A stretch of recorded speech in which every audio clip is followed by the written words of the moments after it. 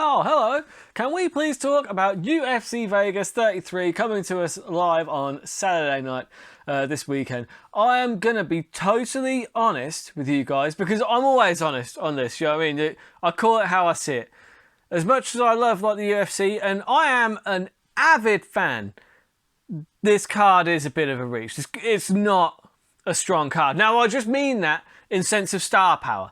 The star power, it's not there. I'm not doubting anybody on this card. I'm not doubting their ability to put on an amazing fight. I'm sure the fights will be fantastic to watch. But sometimes you need a little bit of star power on there, at least a shred of it. And as I said, I might not be, I hate the term hardcore fan, but I am definitely an avid fan. I've been watching this a long time. I've watched an awful lot of fights.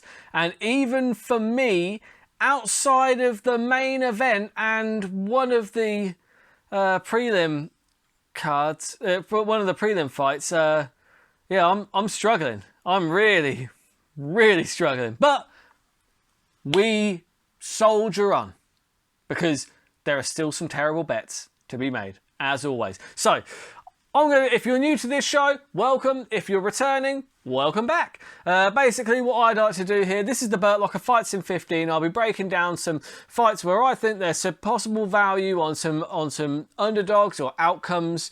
And and then I'll place some terrible bets because the bets are terrible. They very rarely come off, and I like to just put them all together. It adds a little bit of fun to the fight card. Gambling in general is pretty terrible, so I'd always just say that only gamble what you are willing to lose, and that's about it. And for me, that ain't a lot. So. Let's start off in the welterweight division. One of the other names that I did actually recognise on this card was Mr. Brian Bam Bam Barberena. Now, he is taking on Jason Witt. This one, as I said, is £170. So, yeah, it's got the potential to be interesting. So, I enjoy Barberena. He's got quite a reckless style. That is where the opportunities lie for Witt here, in my opinion. At the end of the day, Barberena, he's had a bit of an up and down. He sometimes comes good and sometimes doesn't. It's just depends which one turns up. This is a kind of bit of a mirror of one of the main events, Mr. Uriah Hall. Sometimes Barberena looks sensational. Sometimes he looks not. As the case may be. So yeah, I mean, he emerged when he really. A lot of the reason that people recognise his name is because he beat Super Sage Northcutt back in 2016. Can't believe that was 2016. It feels like yesterday. I still somehow feel like Sage Northcutt is the new face in the division, and now he's obviously since been cut and is fighting over there in ONE FC now. I don't think he's having the best time over there either. But either way, I wish Sage Northcutt all the best. But either way, Barberena came in as an underdog, I believe, against Sage Northcutt in 2016, and he beat the brakes off him. And that kind of put Barberena on the map. Oh, this is that dude that beat Sage Northcutt that time. That's kind of how he figures in most people's minds, I think.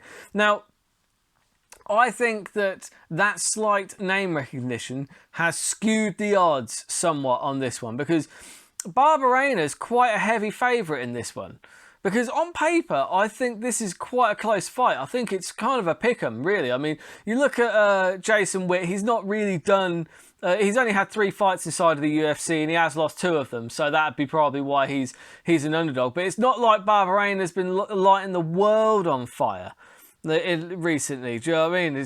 They're both capable of winning and losing.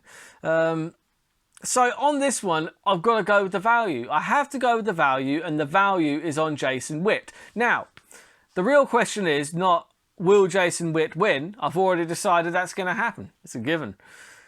How's he going to do it, though? There's some good value on the submission here, because you've got to look at what does Jason Witt like to do. And, he has 8 submissions on his record.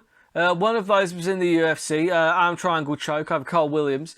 And the submission on Witt is 8. So you're looking at 7-1 on that.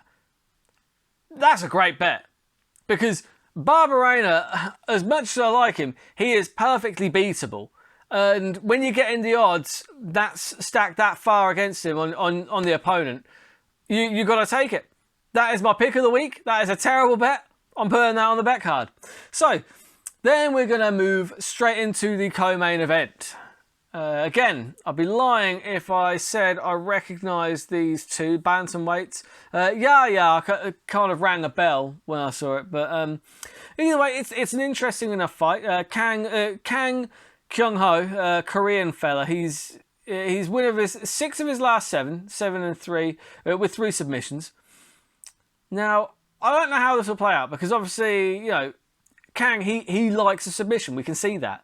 But Yaya is also just a submission wizard. He's got 21 submissions. That's crazy, really.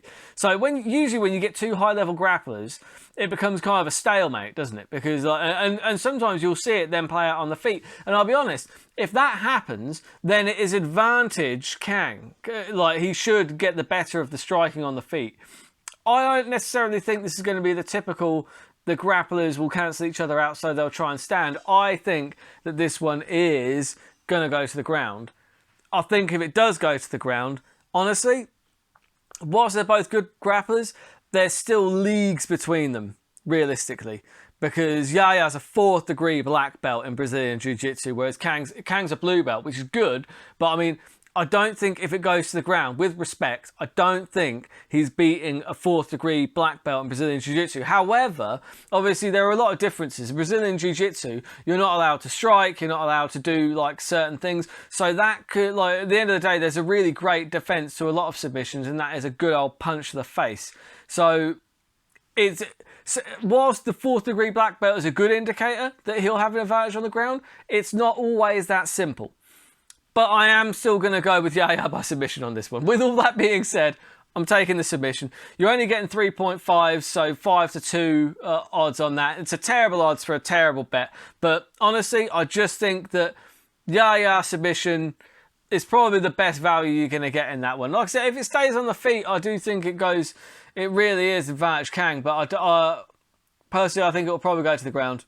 And if it goes there, Yaya's going to find the submission. One would imagine.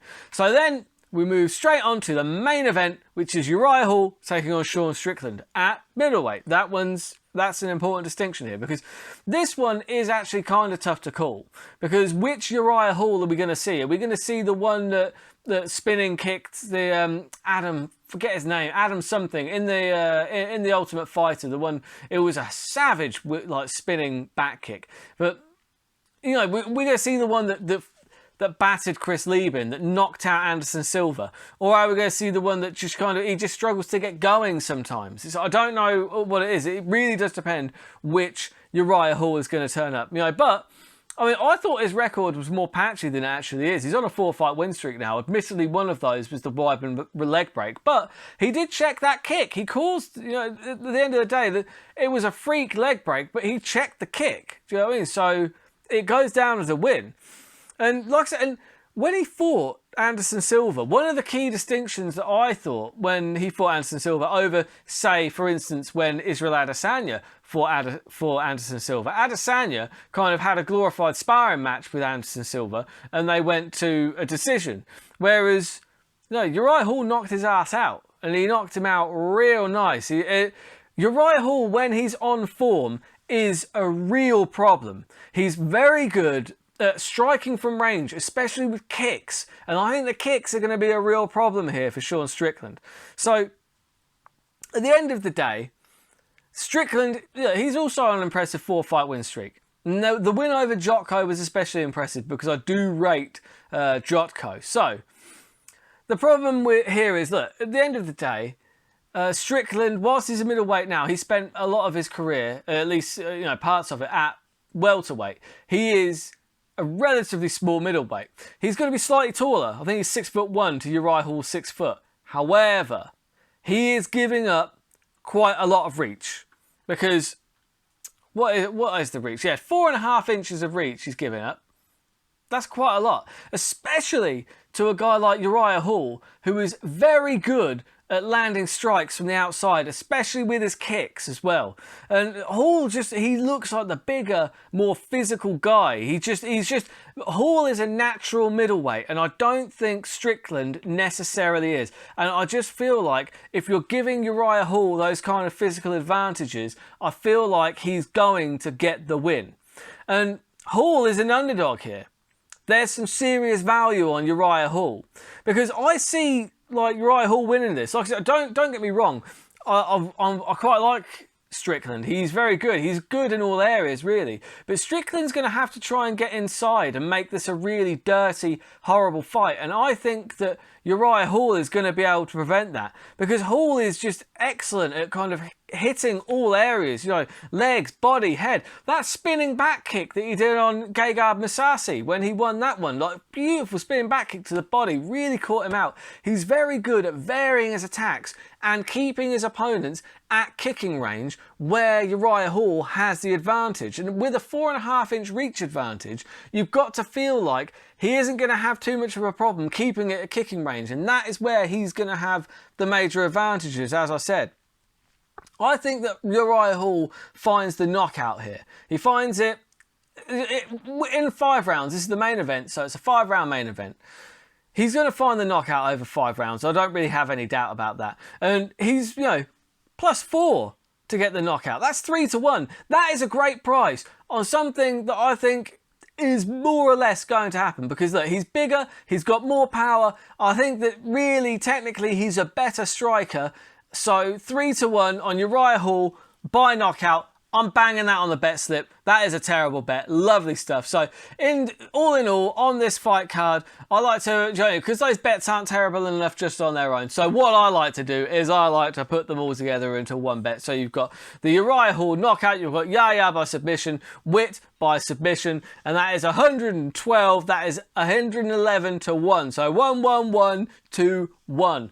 All the ones. That's a terrible bet. And yeah, you know what? I'm gonna enjoy watching this fight card, especially Uriah Hall, because I do want to see if he can put a statement win down and possibly make a claim for moving towards that title. It is an interesting fight in the middleweight division, this one. Like I said, the card is not the strongest. I'm not going to lie to you, but you know what? I just like watching fighting, so I'm going to enjoy the hell out of it anyway. So I hope you enjoy it as well. And if you enjoy the content, please like and subscribe. If you are watching this on the Friday night fight picks are always best. Thank you for subscribing to the Patreon. And like I said, if you do want to support the Patreon, feel free to head over there. There's early access to videos and there's some extra content and stuff as well. And social media handles are all up here. Please let me know in the comments who you're going to be backing tonight. I'm always interested to know. That's why I like talking about this stuff. But yeah, until next time, keep those odds long and those bets terrible.